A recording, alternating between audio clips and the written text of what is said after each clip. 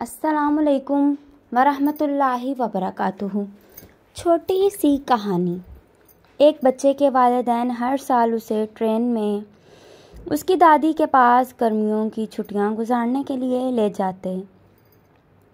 फिर वो उसे छोड़कर अगले दिन वापस आ जाया करते थे। फिर एक साल ऐसा हुआ कि बच्चे ने उनसे कहा, मैं अब बड़ा हो गया हूँ, अगर इस साल मैं दादी के पास अकेला चला गया तो क्या होगा। वालिदैन ने मुख्तसर बहस के बाद इत्तफाक कर लिया और फिर मुकर्ररा दिन स्टेशन के प्लेटफॉर्म पर पहुंच गए।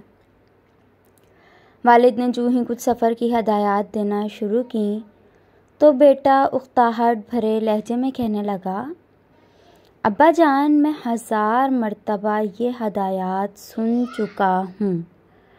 ट्रेन के रवाना होने से एक लम्हा पहले उसके वालिद उसके करीब आए और उसके कान में सरगोशी की, ये लो, अगर तुम खौफज़दा हो या बीमार हो तो ये तुम्हारे लिए है, और अपने बच्चे के जेब में कुछ डाल दिया।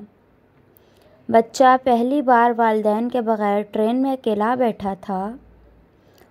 वो खिड़की से ज़मीन की खूबसूरती को देखता रहा और अपने इर्द गिर्द उठने वाले अजनबियों का शोर सुनता रहा।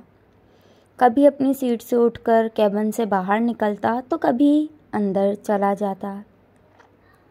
यहाँ तक कि ट्रेन के टीटी ने भी हैरानगी का इजहार किया और उससे बगैर किसी साथी के अकेले सफ़र के बारे में सवाल किया। इसी तरह एक औरत ने उसे उदास देखकर घूरा। लड़का शदीद उलझन में था, यहाँ तक कि उसने महसूस किया कि उसकी तबीयत ठीक नहीं है। फिर वो खौफज़दा हो गया, यहाँ तक कि वो अपनी कुर्सी पर से गिर गया और उसकी आंखें आंसुओं से भर गईं। इस लम्हे उसे अपने बाप की सरगोशी याद आई कि फ़लाँ लम्हे उसने मेरी जेब में कुछ डाला था। उसने कांपते हुए हाथ से जेब में तलाश किया तो छोटा सा कागज़ मिला। उसने उसे खोला तो लिखा था, बेटा, मैं ट्रेन के आखिरी डब्बे में हूँ। ये अल्फाज पढ़ते ही गोया उसकी रूह लौट आई।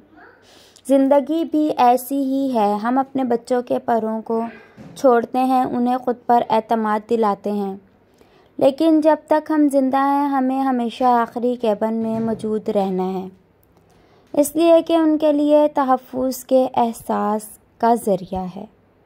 फ्रेंड्स, अगर स्टोरी अच्छी लगे तो चैनल को सब्सक्राइब करें, बेल आइकन को प्रेस करें। मिलते हैं एक नेक्स्ट वीडियो में, तब तक के लिए अल्लाह हाफिज़।